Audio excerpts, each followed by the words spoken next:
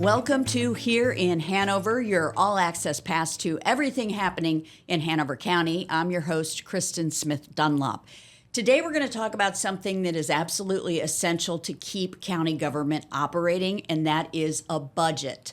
Earlier this month, the Board of Supervisors adopted the Fiscal Year 26 budget, so we're going to break it all down for you. With the help of County Administrator John Budesky. Hello. Hello. Thanks for having me. Let's talk dollars and cents. Fun topic. Oh, yeah. Well, you guys put a lot of work into this. So what was the biggest priority when crafting the budget for fiscal year 26? Thanks for asking. And the document itself, and why I think it's a fun topic, is because what we budget for is where our priorities are on behalf of our citizens. And so we have heard and spent a great deal of time listening to our citizens over the past year, and their priorities continue to be consistent. We want to make sure that we have a safe community, so public safety is always one of our top priorities, and also want to make sure that we continue to have a public education system of excellence, and those continue to be our top two priorities, amongst many others in our community, but that's what we're hearing from our residents, and that's what the board has helped prioritize in this upcoming budget.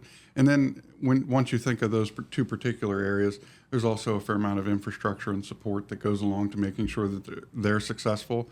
And then everything else, it's all of the human services work that we do, the quality of life things that we do for our residents, like parks and recreation and supporting our public libraries, and just making Hanover a community that folks want to live, work, and play in.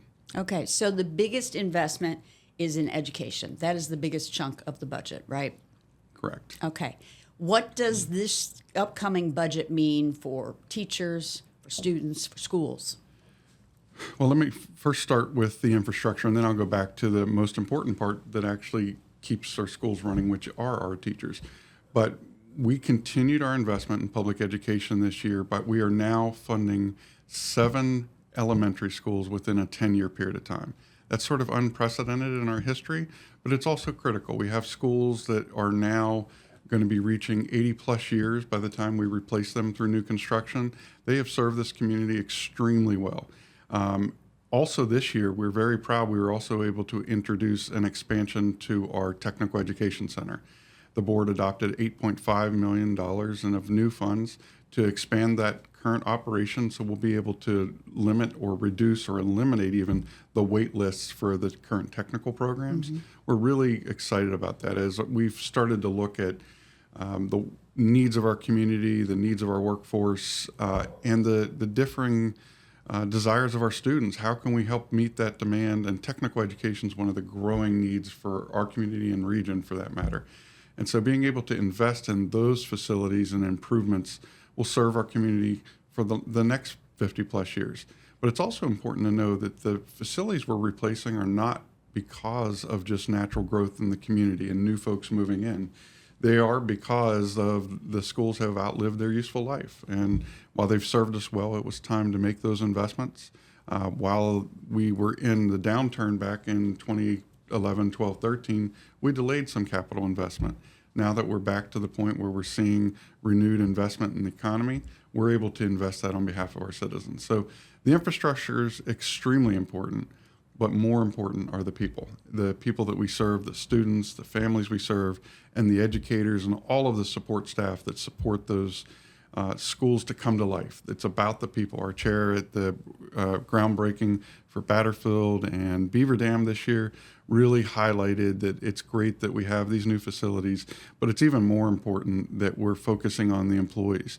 We continue to invest on both sides of the shop on our talent, making sure that teacher pay is competitive in the region to the best of our abilities, taking care of our support staff and trying to maintain market competitiveness.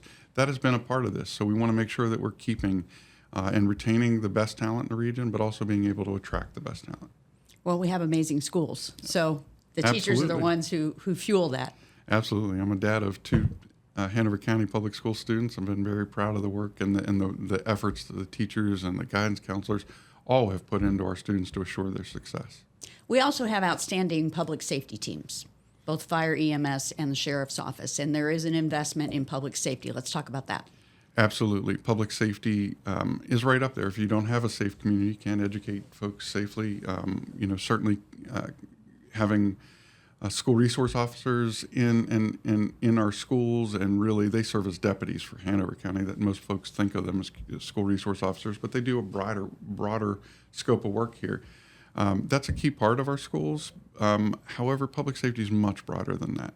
And when we look at making sure we have enough resources, public safety is both a mix of proper staffing, making sure that we have the support there in place, but also that they have the right equipment, that they can arrive on scene safely, that they can have the equipment to properly take care of those that they're responding to. And this budget makes those investments. Folks may not realize, but in the past few years, we've increased fire and EMS staffing by 25 positions. We were able to advance 9 positions that were in the FY26 budget into 25.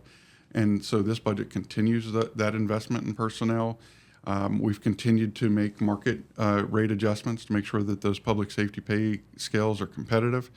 But we've also invested in both capital from the standpoint of ongoing maintenance kinds of items like vehicles and ladder trucks and ambulances.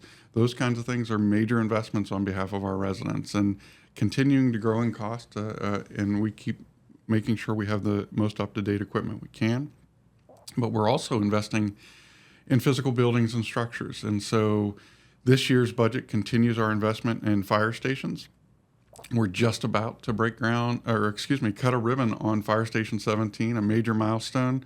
But we're also moving into 2 new stations, Fire Station 4 up in Doswell and Fire Station 8 out in Montpelier, and also looking forward to Fire Station 10 in the Chickahominy-Atlee area, to continue to make investments in those safe facilities for our that our employees and volunteers work out of 24/7. This budget also includes a new public safety center, which will co-home our sheriff's office's operation and our fire and EMS operations, plus their training amenities and like training rooms and facilities, those kinds of things, all under one roof. That will be located here on the government campus behind the county administration building. So we continue to make sure that we can make sure those individuals have the most available training, most available new equipment, and this budget includes that. There's also some money in the budget to take a look at our animal protection shelter. Yes, and I'm glad you brought that up, because public safety for us, it's really a broader umbrella. While we focus on fire and EMS and the sheriff's office, animal protection now, no longer animal control. We really moved that focus of what is it that we're looking to do. We're looking to make sure that we're protecting animals in our community. And our shelter, while it's planned for long-term replacement, we wanted to make sure that we were making interim investments. And we have made some HVAC improvements. We're improving kennels, the adoption experience with adoption rooms. We've moved some staff to another location to free up some space in that operation to make the adoption process more welcoming and bring more folks in that want to take those animals home and care for them. And so this budget continues to make those investments in animal protection, and really that broader umbrella that includes 911 and building officials, making sure that we have safe structures and facilities for people to work out. We've made similar investments in salaries and make sure that they're competitive as well. Okay, let's talk roads. If you drive around Hanover, you see there are road projects, or you hear of roundabouts. So there is a significant investment in roads. Why is that a priority? Major investment, and this budget includes over $150 million of road investments over the next 5 years. And certainly we want to make sure, that we have the infrastructure to take care of the current demands, but we also want to plan for the future as we're looking at growth and development, managed growth and development, that we can also have the infrastructure. Many folks may not realize that predominantly Virginia Department of Transportation takes care of the roads in Hanover County, maintenance and those kinds of things. But now that we're a member of the Central Virginia Transportation Authority, we've also been able to make additional investments, leverage additional state and federal funds to take care of more of those local projects. You mentioned some roundabouts. So if you think about the Lewistown exit, if you're heading back towards north at New Ashcake, on both sides of the Brown Grove community, there's 2 planned roundabouts there, intersections that have one at Sliding Hill and one more up at that Lewistown, New Ashcake. And that Sliding Hill Peaks one has been a major need for a long time. And so Brown Grove community will be bookended by 2 new roundabouts, major investments there. We have some more down in the Cold Harbor District, some up in the Route 1 intersection improvements. So there's a fair amount of improvements. Pole Green Road is going to be a major thoroughfare improvement that's long overdue for our citizens. We just finished 360. While we are grateful for our residents' patience during that project, I think it was a major improvement to the 360 corridor. And then so many more. There's rural road paving, so that assists both our western and eastern folks that see less road improvements because they're not as major thoroughfares, but no less of a need. So we're making investments there as well. So roads continues to be a priority for us in this budget. Well, and those projects really never end because by the time you get through the first batch, it's time to work on the next plan or, down the road like that. Absolutely. No pun intended. Down the road. But roads are also one of those things that take a long time. Design and engineering takes a long time. Building the community support around the projects takes the appropriate amount of time that takes. But then there's right-of-way and then final construction and bid. So sometimes road projects could take 6-8 years. But once we work our way through them, they've been major improvements for our citizens. Okay. Something else that I think is very exciting is the creation of a tourism department. What's that about? Yes, many folks know that we have been a partner in Richmond Region Tourism for many years and a proud regional partner of that entity.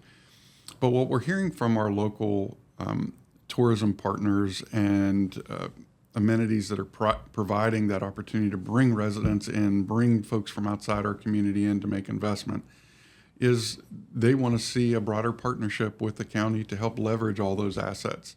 And as I've begun this work, it's amazing what folks don't even realize are in their own backyard. And that's anything from historical tourism to agritourism. For the folks that like to get out on the water or in the woods, there's opportunities for them as well. We have a lot of private entities in Hanover County that do events. And what we're looking to do is we're creating the Division of Tourism that will focus on cataloging all these amenities, building a community calendar of events and activities, and really helping promote, get the word out, get folks into the county. This serves us in a number of ways. Not only is it an expansion of some of the Parks and Rec and sort of the amenity offerings we have in the county, but it is an economic development tool as well. A driver bring folks in to patronize our restaurants and our shops and really get to know all the wonderful things there are to do and see and be a part of here in Hanover County. And I think once we get this really up and moving, our residents and our guests are going to be amazed at all there is to offer here. Yeah, I think it's going to be fun to watch how Looking that forward to it. Starts from the ground up. We're keeping the real estate tax rate the same, 81 cents. Yes, and our tax rate for at least 15 years has been 81 cents. And in fairness to our residents, that if your property values have gone up, that you would see a higher tax payment because of that value increase. And while we're proud to have the lowest tax rate in the region, we are sensitive that our residents are working on fixed incomes. And so as we balance that need for service and expense, which is the burden on our residents, we take that very serious. And so we've built up over the past few years programs to help our elderly and disabled community and others. We've increased the participation levels in those so folks can see a greater savings. But that is an area that we're extremely sensitive of. While you're seeing some taxes come down in the region, and folks always say, well, John, I saw Chesterfield drop theirs by a cent or Henrico drop theirs by a cent or two. Ours has always been lower than that already. So they were a little bit higher than us. But to each their own, that's what worked for their community. We've tried to maintain as low of tax burden as possible for our residents, and we'll continue to try to do that to our best of our ability. But it is something that we take some pride in keeping as low as it can, but always look for ways to reduce expenditures, create efficiencies, and ultimately that burden on our residents. So creating the budget for the county takes a very long time. This is not something you do in a month. You're already probably starting to plan for the next budget, but they're always very forward thinking. So what does this budget say about the direction we're going in the future? Thanks. And I actually joked when we adopted the budget that we will start next year's tomorrow. And the budget is a living document for us. It's something that we spend the time throughout the year listening and learning. And so while we have a public hearing on the budget as required by law, we're really listening and learning every day. And so when we think about the budget for Hanover County, this is the FY26 budget that actually starts July 1 of 25 and goes to June 30 of 26. We talk about it in a 1-year cycle, but we actually look at a minimum of 5 years. We always do a second-year budget that's balanced and a 5-year balanced operating and capital budget. It's important for us to look ahead and make sure we're not making expenditures that we can't sustain. We do budget projections, economy projections. Shelley Wright and her team really leads that partnership and with our schools and all of our offices and departments, really trying to be forward thinking, make sure that we're positioning the county. But all of what we're doing is intentional. And I think that's an important part of this. It's not just random. We've been planning for these investments over time.